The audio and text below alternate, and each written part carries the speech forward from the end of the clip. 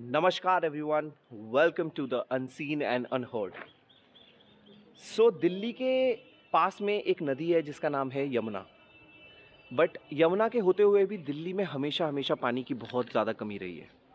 और उन कमियों को पूरा करने के लिए जो दिल्ली की सल्तनतें रही हैं उन उन लोगों ने हमेशा से यहाँ पर बाउली का एक कल्चर स्टार्ट किया है।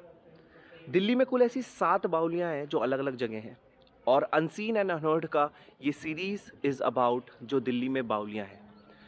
तो उसमें जो सबसे पहली बाउली हम एक्सप्लोर कर रहे हैं वो है राजाओं की बाउली। नाम से आपको ऐसा लग रहा होगा कि राजाओं की बाउली का मतलब है राजा की बाउली, बट ऐसा नहीं है। जो हेड मिस्त्री, अगर आप लोग समझ पाते होंगे, जो मिस्त्री रहा करते थे, जो उनके हेड हुआ करते थे, उन लोगों के लिए बेसिकली ये जगह बनाई थी। तो हम एक्सप्लोर करेंगे इस पूरी जगह को एक बार ढंग से एंड देखेंगे कि हम इसमें से क्या मैक्सिमम इन्फॉर्मेशन निकाल सकते हैं। ठीक है, तो चलिए मेरे साथ इस सफ़र पर, लेट्स गो।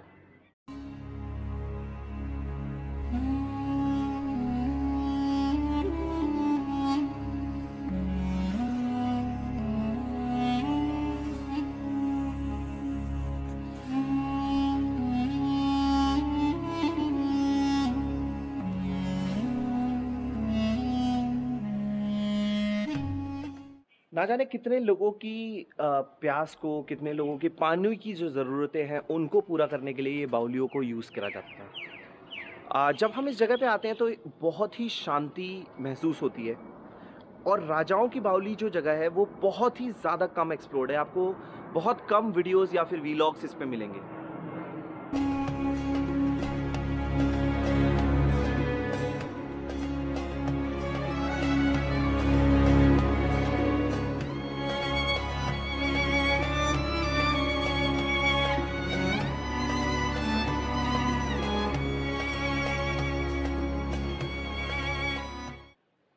इस जगह को एक्सप्लोर करते करते ना मुझे कुछ ऐसा महसूस हो रहा है कि शायद ये जो एरिया है, अगर आप मेरे पीछे भी देख सकते हैं, ये जो एरिया है, शायद ये वो वाले कक्ष हुआ करते होंगे जहाँ पर लोग आके अपना सामान रख सकते हैं।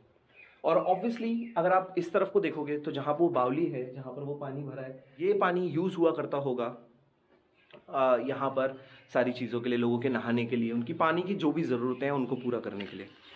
तो ये बहुत ही इंटरेस्टिंग फैक्ट है कि इतना अच्छा और इतना ब्यूटीफुल आर्किटेक्चर उस ज़माने में भी यहाँ पर हो जाया करता था। मतलब किस तरीके से जंगलों के बीच में घुस के ये सारी चीज़ों को बनाया जाता है पता नहीं, बट ऐसा भी वहाँ हुआ करता था। चलिए इसकी छत पे भी चलते हैं और देखते हैं यहाँ पर क्या क्या चीज़ें अवेलेबल हैं, और उसके बाद हमारे नेक्स्ट मॉन्यूमेंट पे चलते हैं। चलिए मेरे साथ। अगर हम इस तरफ से यहाँ आते हैं तो एक छोटा सा रास्ता है, अगर आप देख सकते हैं तो ये बहुत ही छोटा सा रास्ता है। और यहाँ से अंदर घुसने के बाद छोटी छोटी सीढ़ियों से हम ऊपर से इसकी छत की तरफ को जा सकते हैं।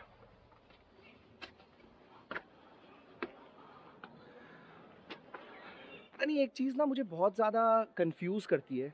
वो चीज़ ये है कि जब भी मैं ऐसे कोई मॉन्यूमेंट को एक्सप्लोर करने जाता हूँ तो मैं देखता हूँ कि जो वहाँ की सीढ़ियाँ हैं, जो वहाँ के छत पे जाने की जगहें हैं, या फिर कुछ भी ऐसे कमरे हैं, वो इतने छोटे होते हैं। और हमने हमेशा से पढ़ा है कि पुराने ज़माने में लोग बहुत लंबे हुआ करते थे, बड़े हुआ करते थे।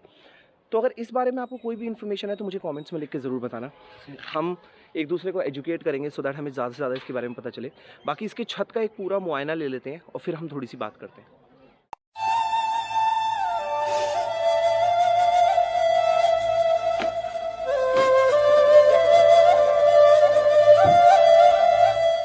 ये जगह इतनी ज़्यादा अनएक्सप्लोर्ड है कि ज़्यादा इन्फॉर्मेशन इसके बारे में नहीं मिल पा रही है। बट मेरे सामने यहाँ पर एक मकबरा है, और एग्जैक्टली ये मकबरा किसका है ये हमें पता नहीं। बट हम कोशिश करेंगे थोड़ा रिसर्च करने की और पता करने की। बाकी जगहें हम और देख लेते हैं।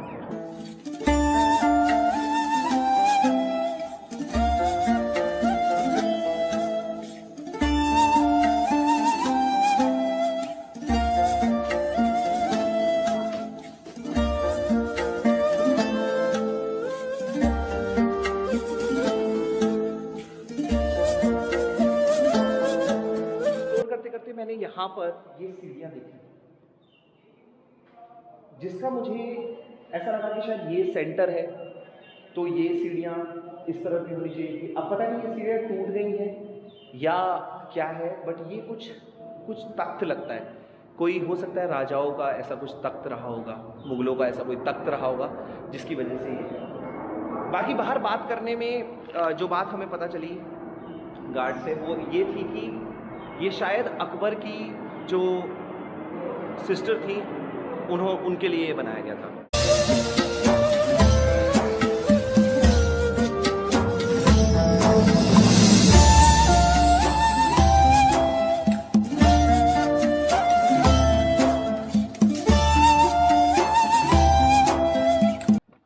बट हम जब इसकी छत पे आते हैं तो नज़ारा कुछ और ही किस्म का है।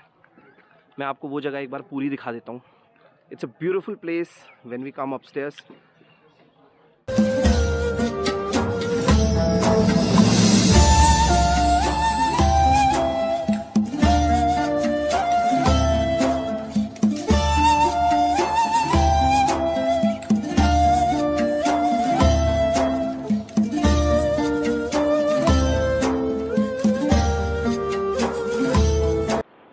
दिल्ली की जो बावलियाँ हैं वो बहुत ही सीमित रह गई हैं कुछ कुछ टूरिस्ट जगहों पे, बट ऐसी बहुत सारी बावलियाँ हैं जो अनएक्सप्लोर्ड हैं और मैं कोशिश करता हूँ आपके सामने हमेशा अनएक्सप्लोर्ड और अनसीन चीज़ें लेके आने की। तो अभी हम चलते हैं अपने नेक्स्ट डेस्टिनेशन पे जो नेक्स्ट बावली है, वहाँ पहुँच के उसके बारे में आपको बताता हूँ। बट अभी हम यहाँ से निकलते हैं क्योंकि समय का थोड़ा कमी है और सारी चीज़ें हमें पैदल चल के करनी पड़ रही हैं। अंदर गाड़ी आना बहुत मुश्किल है। मैं भी आपको रिकमेंड नहीं करूँगा, आप आओ तो यहाँ पैदल आओ। चलिए चलते हैं।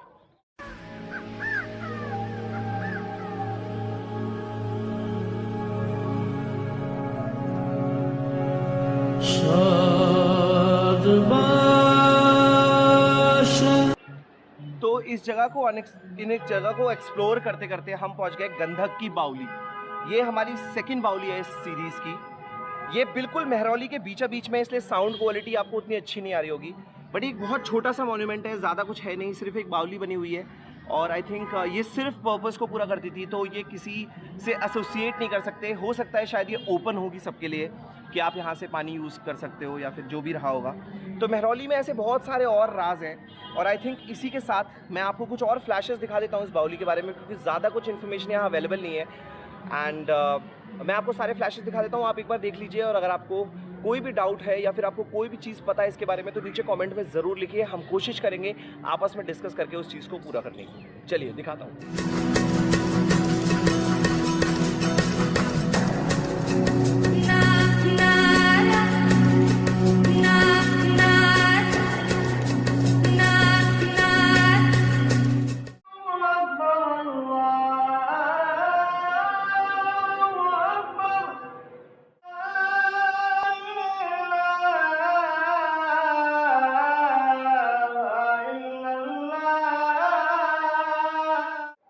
तो बावली ढूंढते ढूंढते ढूंढते जो तीसरी बावली थी हमारी, मैं बहुत परेशान हो गया था क्योंकि चारों तरफ से दीवारी थी और मैं ढूंढ ही नहीं पा रहा था और जब दिखी भी तो कोई उतर अंदर जाने का कोई रास्ता नहीं था। तभी मुझे नदीम शबीर जी मिले और उन्होंने बहुत अच्छे से मुझे मस्जिद में इनवाइट किया। उन्होंने बोला इसकी छत पे जाके आप सब कुछ देख सकते हैं और इनको काफ़ी इन्फॉर्मेशन है इसके बारे में, तो हम थोड़ा जानने की कोशिश करते हैं। तो आप मुझे बताइए इसके बारे में थोड़ा कुछ। इसके बारे में ये है कि ये हज़रत का वज़ू घर था। अच्छा। ये बावली जो बनाई थी ये उनके वज़ू के लिए बनाई थी ख़ास जी। कि ख़ास उनके जो खादिम हैं, हाँ। यानी कि उनकी सेवा करने वाले, उनसे मोहब्बत करने वाले, अच्छा। वो लोग आन के यहाँ पे क़याम करें। नीचे 3 माला बना हुआ है ये। अच्छा। नीचे क़याम करें, आराम से वज़ू करें, यहाँ से वज़ू करने के बाद खाने पीने का लंगर खाने से खाएँ और अपनी नमाज अदा करें, पढ़ते रहें। पढ़ाई के लिए जगह थी। अच्छा। अब ये जब से आपने पर्दा किया है सबसे, उसके बाद से अल्हम्दुलिल्लाह क्या कहते हैं, इसको कोई देख रेख करने वाला नहीं है। अच्छा। इसको अब पाटने की कोशिश करी जा रही है कि ये पट जाए। हाँ। तो ये पट जाएगी तो उसके बाद बेसमेंट बनाने के बाद इसके ऊपर रैन बसेरा वो मुसाफिर खाना बनाएंगे ताकि क्या कहते हैं लोग मेहमान लोग आएँ उनको परेशानी ना हो। पहले 100 से 200 आदमी सो जाया करते थे। जब से ये मेहमान खाना टूटा है, जब से इस बावली की थोड़ी सारी वो हो गई है, क्योंकि इसके अंदर सफाई करवा रहे थे तो इसकी सोप खुल गई है। अच्छा। नीचे की जो फोड़ा मारा मजदूर ने, तो पानी कुदरती अंदर से निकल गया। अच्छा। वो निकलता ही आ रही है अभी तक निकलता आ रही है। इसलिए इसको वो करा जा रही है, पाटा जा रही है। उसके बाद इसके अंदर रैक पड़वाने के बाद फिर वैसी बनाई जाएगी। इस कोशिश में सब जितने मुतवल्ली हैं मुजाबिन यहाँ के खादिम, वो इसी चक्कर में लगे हुए हैं कि हम जिस वक्त ये ऐसा हो जाएगा तो इसको प्लान करवा के आराम से वैसी जैसी हजरत में बावली थी उसी सूरत से ये हो जाएगी। चलिए। और ये मेहमान खाना बन जाएगा, तैयार हो जाएगा ऊपर। ठीक है। तो इसके बारे में और कोई पुरानी कहानी पता हो आपको इस बावली के बारे में? ना इस बावली के बारे में नहीं, इससे आगे जो गंडक की बावली है, हाँ। उसके अंदर ये है कि जैसे बीमार है कोई, हाँ। कि कहीं से कहीं तक दवा काम नहीं कर रही है, जिसम पूरा पकड़ गया है, सड़ लिया है, तो वहाँ पे आने के बाद आप बावली में उतरने के बाद सीढ़ियों पर लोटे से पानी भर के अपने सर पे डालें और पूरा नहाएं, और जो कपड़े हों वो जंगलदान का कूड़ेदान में डाल तो दें। मैंने ये भी सुना कि वहाँ पर 7 बार नहाना पड़ता है ना? नहीं 7 बार नहीं, 7 बार का नहीं है कुछ? ना 7 बार का कुछ नहीं है, एक ही दफ़ा में शफाए का अता करता है अल्लाह ताला वहाँ पे। वो कुदरती बात है, वो ज़मीन वो से किनकी बनाई हुई है? वो भी राजा के टाइम, बादशाह के टाइम की है, और ये भी बादशाह के टाइम की, बादशाह नहीं बनवाई थी आपके लिए, हजरत के लिए। ठीक है, ठीक है। क्योंकि ये बादशाह ऐसे थे आपके जैसे गुलाम, क्योंकि आप अल्लाह अल्लाह करने वाले ये थे। बादशाह की जब हम बात करते हैं तो अकबर। जी जी जी, अकबर, हाँ, उनके बारे में से काफी लेके पढ़ा जितने है। उनके बाद से, लेकिन जितने बादशाह हैं तो आपसे निस्बत करते हुए आए सब। अच्छा, आपके जो भी आए अल्हम्दुलिल्लाह सब आपके मांगते हुए और दुआ पढ़ते हुए आए यहाँ पे। ठीक है, ठीक है। तो thank you so much sir, इतनी इन्फॉर्मेशन देने के लिए। ठीक है, एक बार गले लग लेते हैं। अरे भाई ठीक है? हमारे वो मालिक मिल बहुत रहा है अच्छा आपसे। लगा। दोबारा मिलते हैं दोबारा, जी ठीक है? इंशाअल्लाह। चलिए गाइस, तो ये थी ये 3 बावली जो मेहरौली में है। ठीक है, मेहरौली का इतिहास बहुत पुराना है, बहुत कुछ ऐसी चीज़ें यहाँ पर दफन है, बहुत ही ऐसी, ये तो ज़मीन के नीचे है क्या ना 3 वाले जी, बहुत ही ऐसे राज हैं, बहुत ही ऐसी चीज़ें हैं जो मेहरौली में आज भी वैसी ही बरकरार हैं। कुछ बुरी अवस्था में है, कुछ अच्छी अवस्था में है। पर मैं ये कहना चाहूँगा कि अगर ये वीडियो कोई भी हमारे ऐसी अथॉरिटी देख रहा है तो वो प्लीज़ देखे कि यहाँ पर बावलियों की हालत बहुत बुरी है। 1-2 बावली हैं जो अग्रसेन की बावली और ये सब जो थोड़ी अच्छी हालत में है, क्योंकि लोग वहाँ रेगुलर जाया करते हैं। पर मैं ये चाहूँगा कि ऐसी बावलियों का भी ध्यान रखा जाए जहाँ पर लोगों का रेगुलर आना नहीं हो रहा है। बाकी ये वीडियो कैसा लगा, ये था इसका पार्ट 1। हम और भी बावलियों को देखते रहेंगे। तब तक अगर आपको कुछ भी डाउट है तो नीचे कमेंट्स में लिख दीजिए, ठीक है? और अगर कुछ भी पूछना है या फिर आपको इन बावलियों के बारे में कोई ऐसी इन्फॉर्मेशन है जो हमारे पास नहीं है, वो आप ज़रूर मेरे तक पहुंचाएं। आप नीचे अगर कमेंट्स में लिखेंगे तो लोग इसके बारे में जागरूक होंगे और लोगों को ज़्यादा से ज़्यादा चीज़ें पता चलेंगी, ठीक है? बाकी मेरा सफ़र यहाँ तक इन मेहरौली की बावलियों का यहीं तक था। बाकी मिलेंगे पार्ट 2 में कुछ और नए राजों के साथ, ठीक है? Thank you.